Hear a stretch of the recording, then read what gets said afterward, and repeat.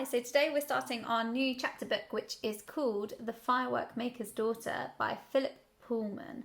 So I'm going to read the first chapter today. 1,000 miles ago, in a country east of the jungle and south of the mountains, there lived a firework maker called Lalchand and his daughter Leela. Lalchand's wife had died when Leela was young. The child was a cross little thing, always crying and refusing her food. But Lalchand built a cradle for her in the corner of the workshop, where she could see the sparks play and listen to the fizz and crackle of the gunpowder. Once she was out of her cradle, she toddled around the workshop, laughing as the fire flared and the sparks danced. Many a time she burnt her little fingers, but Lalchand splashed water on them and kissed her better, and soon she was playing again. When she was old enough to learn, her father began to teach her the art of making fireworks. She began with little crackle dragons, 6 on a string. Then she learned how to make leaping monkeys, golden sneezes, and Java lights. Soon she was making all the simple fireworks and thinking about more complicated ones. One day she said, "Father, if I put some flowers of salt in a Java light instead of cloud powder, what would happen?" "Try it and see," he said. So she did. Instead of burning with a steady green glimmer, it sprayed out wicked little sparks, each of which turned into a somersault before going out.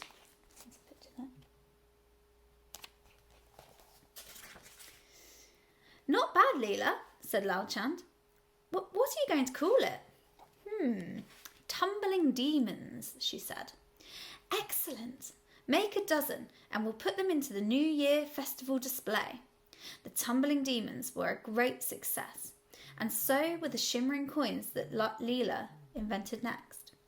As time went on, she learned more and more of her father's art, until one day she said, "Am I a proper firework maker now?"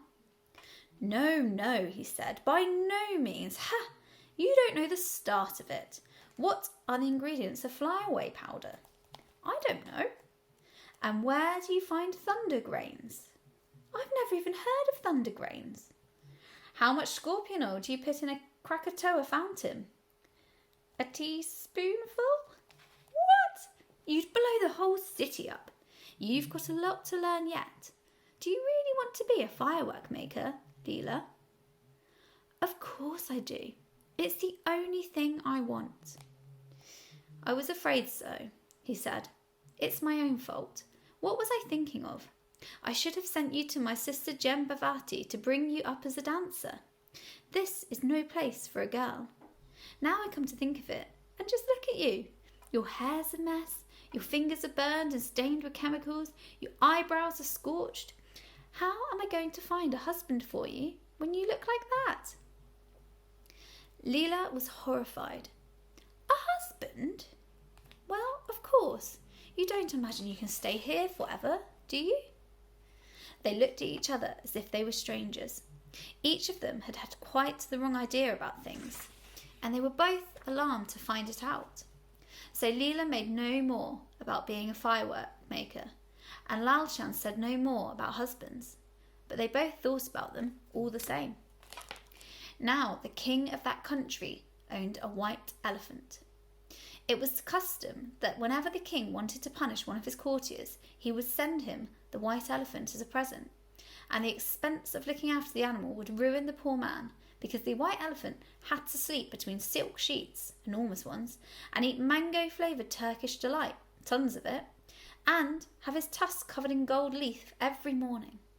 When the courtier had no money left at all, the white elephant would be returned to the king, ready for his next victim. Wherever the white elephant went, his personal servant had to go too. The servant's name was Shulak, and he was the same age as Leela. In fact, they were friends. Every afternoon, Shulak would take the white elephant out for his exercise because the elephant would go with no one else. And there was a reason for this. Shulak was the only person besides Leela who knew that the elephant could talk. One day, Leela went to visit Shulak and the white elephant. She arrived at the elephant house in time to hear the elephant master losing his temper. "You horrible little boy," he roared. "You've done it again, haven't you?" "Done what?" said Shulak innocently. "Look," said that elephant master, pointing with a quivering finger at the white elephant's snowy flanks. Written all over his side in charcoal and paint were dozens of slogans. "Eat the golden lantern, Bangkok Wanderers for the cup, Star of India Tandoori House." And right at the very bottom of the white elephant's back, in great big letters, "Chang loves lotus blossom. True. Kiss, kiss, kiss." There's a picture of the elephant with the slogans. "Every day, this elephant comes home with graffiti all over him," shouted the elephant master. "Why don't you stop people doing it?" I can't understand how it happens, master," says Shulak. "Mind you, the traffic's awful. I've got to watch those rickshaw drivers like a hawk. I can't look out for graffiti artists as well. They just slap it up and run." "But Chang loves lotus bottom, true. Must have taken a good 10 minutes on a step ladder." "Yes, it's a mystery to me, master. Shall I clean it off?" "All of it. There's a job coming up in a day or two, and I want this animal clean." And the elephant master stormed off, leaving Shulak and Leela with the elephant. "Hello, Hamlet," said Leela. "Hello, Leela," said the elephant. "Look what this obnoxious brat has reduced me to. A walking billboard." "Stop fussing," said Shulak. "Look, we've got 18 rupees already, and 10 annas from the tandoori house, and Chang gave me a whole rupee for letting him write that on the top. We're nearly there, Hamlet." "The shame," said Hamlet, shaking his great head. "You mean you charge people money to write on him?" said Leela. "Course," said Shulak. "It's dead lucky to write your name on a white elephant. When we've got enough, we're going to run away. Trouble is, he's in love with a lady elephant at the zoo. You ought to see him blush when we go past, like a ton of strawberry ice cream." "She's called Frangipani," said Hamlet mournfully, "but she won't even look at me. And now there's another job coming up, another poor man to bankrupt. Oh, I hate Turkish delight. I detest silk sheets, and I loathe gold leaf on my tusks. I wish I was a normal, dull, grey elephant." "No, you don't," said Shulak. "We've got plans, Hamlet, remember? I'm teaching him to sing, Leela. We'll change his name to Luciano Elephantini, and the world will be our oyster." "But why are you looking so sad, Leela?" said Hamlet, as Shulak began to scrub him down. "My father won't tell me the final secret of firework making," said Leela. "I've learned all there is to know about flyaway powder and thunder grains and scorpion oil, spark repellent, glimmer juice and salts of shadow, but there's something else I need to know, and he won't tell me." "Tricky," said Shulak. "Shall I ask him for you?" "If he won't tell me, he certainly won't tell you," said Leela. "He won't know he's doing it," said Shulak. "You leave it to me." So that evening, after he'd settled Hamlet down for the night, Shulak called at the Firework-Maker's workshop. It lay down a little winding alley full of crackling smells and pungent noises. Between the fried prawn stall and the batik painters, he found Lalchand in the courtyard under the warm stars, mixing up some red glow paste. "Hello, Shulak," said Lalchand. "I hear the white elephant's going to be presented to Lord Parakeet tomorrow. How long do you think his money'll last?" "A week, I reckon," said Shulak. "Though you never know, we might run away before then. I've nearly enough to get us to India.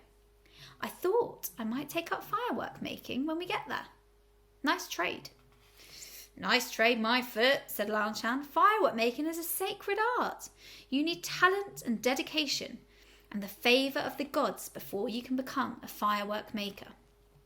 The only thing you're dedicated to is idleness, you scamp." "How did you become a firework maker then?"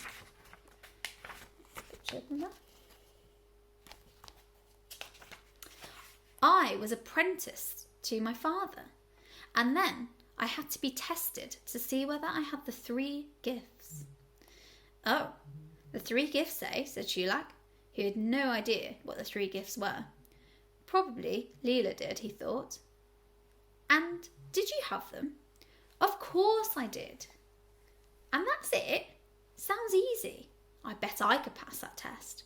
I've got a lot more than 3 gifts. Pah, said Lal Chand. That's not all. Then came the most difficult and dangerous part of the whole apprenticeship.